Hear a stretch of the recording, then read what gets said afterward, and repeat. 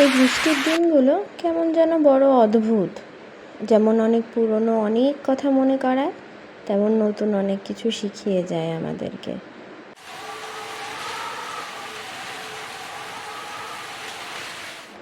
সেই ছোটোবেলায় মায়ের হাতের গরম খিচুড়িটা বা ওই বৃষ্টির মধ্যে এদিক ওদিক ছুটে বেড়ানোটা, সেই ভিজে মাটির গন্ধটা খুব মনে পড়ে। ছোটোবেলাটা কেমন যেন হারিয়ে যায় খুব তাড়াতাড়ি, আর কখনোই ফিরে আসে না। পড়ে থাকে শুধু স্মৃতিটুকু।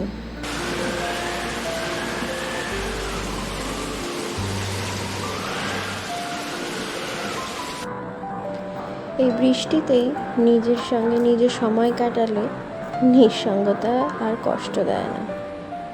তখন এই নিঃসঙ্গতার মাঝেই এক ধরনের শান্তি খুঁজে পাওয়া যায়, নিজের সঙ্গে নিজেকে খুঁজে পাওয়ার শান্তি। তাই অন্য কারোর সাথে না, নিজের সাথেই নিজের বন্ধুত্ব করলে আর কখনো কষ্ট পেতে হয় না। তাহলেই সব থেকে বেশি ভালো থাকা যায়। তাই নিজেকে ভালোবাসলেই সব থেকে বেশি ভালো থাকা যায় এখন।